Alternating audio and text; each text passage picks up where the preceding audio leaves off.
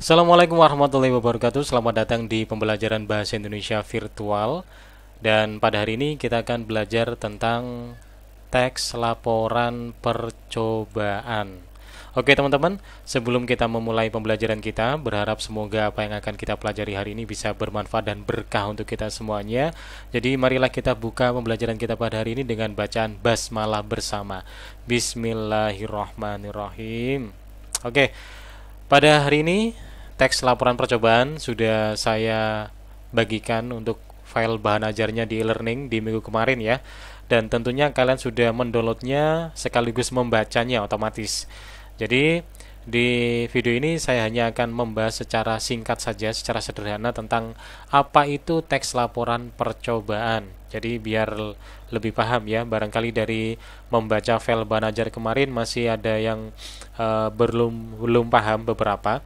Jadi saya jelaskan secara sederhana biar lebih paham, biar lebih mantep tentang apa itu teks laporan percobaan. Nah, jadi kalau kita berbicara laporan, sekali lagi adalah laporan itu adalah sesuatu yang kita sampaikan. Itu namanya laporan ya. Kita sampaikan kepada khalayak umum, kepada orang yang meminta laporan itu, kepada orang yang memberi tugas misalnya. Itu laporan. Kalau percobaan ini artinya adalah sesuatu yang kita lakukan untuk mendapatkan hasil atau untuk mengetahui hasil dari percobaan yang kita lakukan itu. Atau sederhananya gini, percobaan itu gampang-gampangnya adalah praktikum. Nah, ini kalian sering dengar istilahnya di pelajaran IPA ya. Nah, praktikum itu merupakan percobaan atau eksperimen. Ya, eksperimen, percobaan, eksperimen ini ya. Nanti eksperimennya gimana sih eksperimennya? Apakah eksperimennya nanti berhasil atau tidak berhasil? Nah, itu kita nanti akan melaporkannya. Jadi, kalau definisi secara sederhana, kalau secara teori nanti bisa dibaca sendiri di bahan ajar ya. Kalau secara sederhana, jadi teks laporan percobaan itu adalah teks yang berisi tentang hasil praktikum yang kita laporkan. Nah, atau teks yang berisi laporan tentang hasil eksperimen atau tentang hasil percobaan atau tentang hasil praktikum yang telah kita lakukan. Nah, itu sederhananya. Jadi, contohnya begini, di pelajaran IPA misalnya ada tugas praktikum, kalian disuruh mempraktikkan kira-kira buah lemon ini bisa menghasilkan arus listrik untuk menyalakan lampu atau tidak. Nah, kemudian kalian dikasih teorinya sama guru kalian, ada panduan-panduannya, cara kerjanya, terus kalian praktek di rumah. Kalian mencari buah lemon, kalian tata, kemudian kalian sambungkan kabel-kabel untuk arus listriknya, kemudian kalian pasang lampu, kemudian disambungkan, dan akhirnya hasilnya gimana? Oh, ternyata berhasil, lampunya menyala. Nah, akhirnya ketika kalian sudah selesai melakukan praktikum itu, kalian sampaikan hasilnya kepada guru kalian atau kalian laporkan. Nah, jadi kalian ketemu guru kalian, Pak, saya mau laporan, ternyata cara kerja ini menggunakan buah lemon bisa menghasilkan listrik untuk menyalakan sebuah lampu dengan daya listriknya sekian. Nah, misalnya gitu. Nah, itulah namanya laporan percobaan ya. Kalau disampaikan secara lisan berarti ya laporan percobaan secara lisan. Tapi kalau secara teks atau tertulis berarti laporan percobaan secara tertulis atau teks laporan percobaan. Nah, di pelajaran bahasa Indonesia ini kita belajar fokusnya adalah di teks laporan percobaan. Jadi menyusun laporannya itu secara tulisan ya, bukan secara lisan. Nah, kira-kira apa saja yang harus kita tulis ketika kita melaporkan hasil praktikum kita? Nah, ini bisa dilihat ada contoh praktikum ya dari Safira Nur Fadila dan kawan-kawan dari Sekolah SMP Negeri 1 Dolopo Madiun. Dia membuat praktikum jaringan silem. Nah, jaringan silem. Di laporannya ini dia membuat untuk poin pertama yaitu tujuan, yaitu untuk mengetahui jaringan silem pada tumbuhan. Dua, kajian teori. Nah, kajian teori ini berisi tentang teori yang dia gunakan, yang akan dia praktekkan. Karena di sini jaringan silem ya berarti dia akan membahas tentang definisi jaringan silem, kemudian klasifikasinya kalau ada ya, kemudian dijelaskan secara rinci tentang jaringan silem. Nah, itu nanti akan jadi uraian kajian teori. Kalau contoh yang tadi yang awal tentang arus listrik yang dihasilkan melalui buah lemon, berarti nanti di sini kalian menjelaskan tentang apa itu listrik, kemudian buah lemon, bagaimana cara kerjanya. Nah, itu kajian teorinya. Didapat dari mana? Ya tentunya didapat dari referensi. Kalian cari di buku atau di internet gitu ya. Itu kajian teori. Nah, ini kajian teorinya silem merupakan bla bla bla. Ini saya skip aja ya. Nanti lebih detailnya kalian baca sendiri di bahan ajar yang sudah saya berikan. Silem berperan bla bla bla. Silem disebut juga sebagai pembuluh kayu yang membentuk kayu pada batang. Nah, ini dia menjelaskan tentang definisi silem. Kemudian trakea ini, nah dia menjelaskan tentang klasifikasinya, kan ada trakea dan trakea dalam penyusunan utama jaringan silem ya. Dia jelaskan lebih detail sampai selesai. Nah, kalau kalian amati mulai dari paragraf ini, kajian teori sampai ending, nah dia kan terdiri dari pernyataan umum dan deskripsi bagian atau aspek yang dilaporkan. Nah, kalau melihat secara struktur, berarti penyusunannya ini sesuai dengan struktur teks laporan hasil observasi atau teks LHO. Makanya di pertemuan kemarin saya menyuruh kalian untuk belajar tentang teks LHO dulu, agar biar lebih gampang, biar lebih mudah dalam penyusunan teks laporan percobaan nanti. Nah, setelah kajian teori, di sini ada poin alat dan bahan, kemudian poin prosedur atau cara kerja. Nah, kalau kalian coba flashback materi yang sudah kalian terima di jenjang sebelumnya di kelas 8 kalau tidak salah ya. Dulu pernah ada materi teks prosedur. Nah, ini dia teks prosedur, ada alat bahan dan juga langkah-langkah atau cara kerja atau prosedur. Nah, ini adalah teks prosedur. Oke. Karena juga namanya praktikum ya, pasti juga butuh yang namanya prosedur atau cara kerja. Nah, kemudian baru hasil praktikumnya di sini, hasil pengamatan disampaikan di poin 5. Kemudian laporannya hasilnya gimana tentang jaringan silem tadi ditaruh di poin pembahasan. Nah, ini pada kedua tanaman pancar air yang telah diberi tanda A dan B hasilnya sama, yaitu jaringan silem akan tampak pada kedua tanaman tersebut. Kemudian dijelaskan secara rinci, diceritakan gimana laporannya, prosesnya ya, proses pengangkutan ini dibedakan menjadi 2 sampai selesai, baru membuat poin simpulan.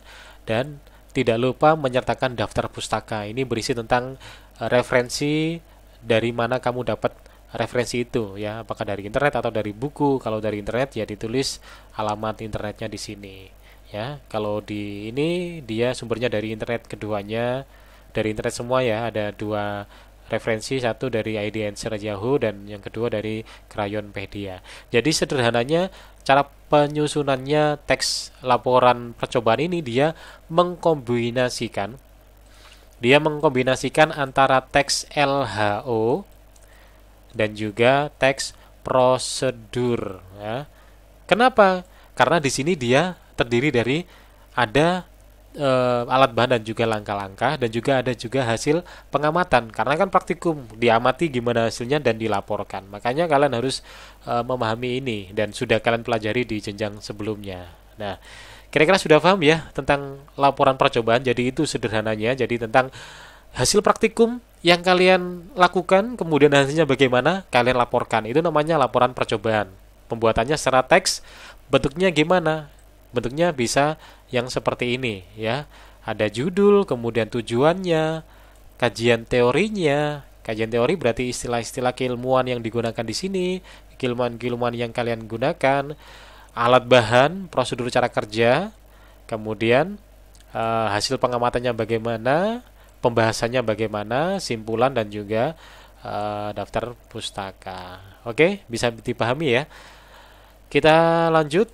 Struktur teks laporan, kalau secara umum ini ya, secara gambaran umum, yang pertama ada klasifikasi atau pernyataan umum. Seperti tadi di awal dijelaskan tujuannya, kemudian kajian teori tentang istilah-istilah teori yang digunakan. Silem adalah bla bla bla bla bla bla, itu loh, seperti yang uraian dari teks laporan hasil observasi, itu kan pernyataan umum ya. Kemudian uraiannya adalah hal-hal yang disampaikan secara rinci, ini menggambarkan sesuatu yang dibahas secara rinci. Jadi dibahas secara rinci mulai dari ada alat bahan, cara kerja, kemudian hasilnya gimana, pembahasannya bagaimana. Nah, itu laporan percobaan. Nah, di sini di bahan ajar kalian bisa dicek ya, di situ juga ada contoh. Jadi kalian tinggal menyusun saja, sudah ada bagannya seperti ini. Nah, perhatikan bagan berikut. Bagan berikut merupakan kandungan listrik pada buah. Buatlah laporan tentang percobaan tersebut. Jadi kalian di sini sudah disediakan draft ya, eksperimen sains. Apa yang ingin saya temukan? Jadi melalui buah ini, buah mana yang banyak mengandung listrik. Jadi kalian disuruh mengeksperimen dari beberapa buah, jenis buah berbeda. Kalian tes kandungan listriknya mana yang lebih banyak ya, kira-kira gitu. Jadi kalian sudah ada draftnya, langkah apa yang bisa saya ambil, mengumpulkan beragam buah, hubungkan dengan sensor voltase, ukur voltase dan catat hasilnya. Kemudian apa hasilnya? Buah masam lebih banyak listrik misalnya, lebih masam. Kemudian buah manis lebih sedikit listriknya karena kurang masam. Kemudian apa artinya semakin asam buah semakin banyak listrik? Buah seperti baterai. Nah, jadi kalian nanti disuruh cek ini, sudah ada draftnya, tinggal kalian buktikan apakah betul buah asam lebih banyak listriknya daripada buah yang manis. Kalian kumpulkan semua buah, kalian praktikkan. Nah, setelah kalian praktikkan, baru kalian laporkan dalam bentuk tulisan. Nah, nanti dia akan menjadi teks laporan percobaan. Nah, itu bisa dipahami ya. Bisa kalian baca di buku bahan ajar yang sudah saya berikan, bisa praktek sendiri di rumah, monggo, biar lebih paham nanti. Nah, penyusunannya gimana? Nanti di sini ini ada draft untuk penulisan sistematika laporannya ya. Yang pertama, kalian tulis dulu judulnya apa. Ini sudah ada kandungan listrik pada buah. Kemudian nama kalian atau penyusunnya. Pendahuluan ini berarti nanti diisi ada tentang kajian teori seperti awal tadi ya, diisi kajian teori juga boleh. Kemudian tujuan, hipotesis, bahan dan metode, atau gampang-gampangnya ya bahan, alat, dan langkah-langkah gitulah ya, gampang-gampangnya ya. Kemudian data, hasilnya gimana, simpulannya bagaimana, rujukan. Rujukan ini daftar pustaka, referensi yang digunakan. Kalau kalian bingung pakai cara ini ya boleh pakai cara seperti si siapa tadi yang di awal, Safira Nur Fadila yang dari SMPN ini juga boleh ya secara tertulis. Jadi kira-kira ini tentang laporan percobaan secara tertulis penyusunannya. Mudah-mudahan bisa membantu pemahaman kalian ya. Ini format untuk kalian jenjang SMP. Sebenarnya formatnya banyak, ada yang lebih sistematis sebenarnya untuk biasanya digunakan untuk kalangan anak SMA atau anak mahasiswa ya, anak perkuliahan. Jadi sistem formatnya lebih lengkap nanti seperti karya ilmiah ya, kayak skripsi, tesis itu kan juga merupakan dari laporan eksperimen ya. Nanti akan kalian pelajari sendiri ketika sudah masuk di jenjangnya. Kalau jenjang SMP bikin sederhana dulu seperti ini tidak masalah. Oke, bisa dipahami ya. Jadi sederhananya laporan percobaan ya tentang hasil praktikum yang sudah kalian kerjakan, hasilnya seperti apa, kalian laporkan apa adanya. Kalau memang hasilnya berhasil ya katakan berhasil, kalau tidak berhasil ya katakan tidak berhasil, tapi tentu saja dengan beberapa perincian penjelasan. Jadi biar lebih jelas untuk pembacanya. Oke, mudah-mudahan pertemuan hari ini tentang teks laporan percobaan bisa lebih bermanfaat dan memahamkan untuk pemahaman kalian tentang materi kita.